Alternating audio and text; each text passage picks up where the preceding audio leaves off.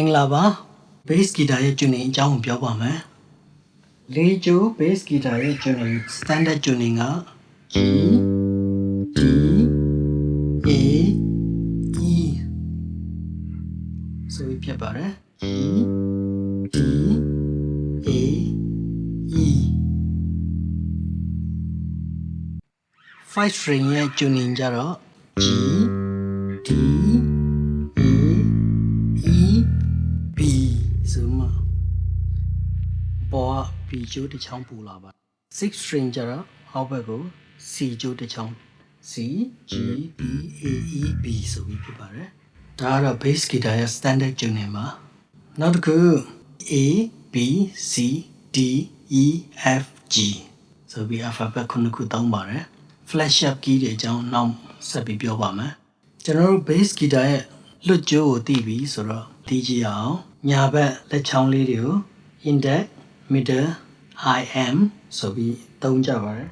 ကျွန်တော်တို့လေးကျိုးလွတ်ကျိုးမှာသိကြအောင် I M I M I M I M ဆိုပြီး alternate plucking လို့ခေါ်ပါတယ်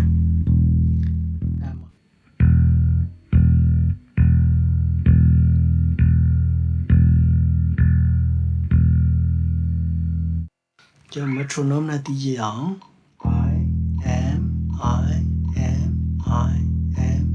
I M I M 1 2 3 4 1 2 3 4တန်ဖိုး60နဲ့တီးကြည့်မယ်1 2 3 4 1 2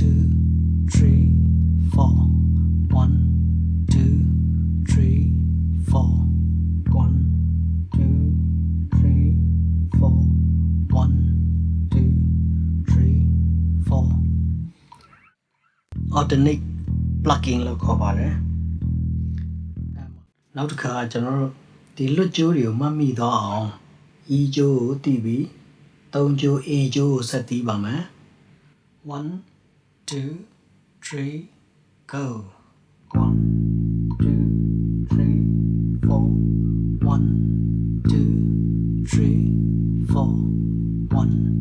2 3 4 1 2 3 4ဒီလိုပဲဆက်တီးပါမယ်ကျွန်တော်ညာဘက်လက်အသားကျဖို့အတွက်ပါ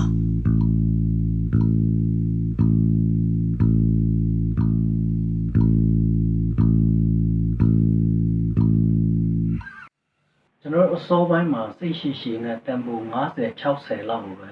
ရင်ဆုံးတီးစိတ်ချင်ပါတယ်အဲ့တော့ metronome ဖွင့်ပြီးမှဒီလက်ကျိုးတွေမှာ E ကျိုးမှာ2မိနစ်3မိနစ်လောက်တီးပြီးရင် E ကျိုး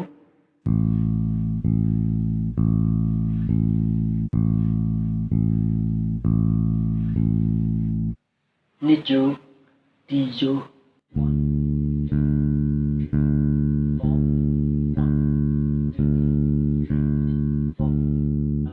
G string လဲ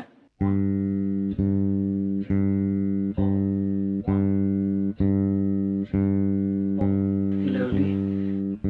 ဒီညာလက်အသားကျတဲ့အထိတီးစေချင်ပါတယ်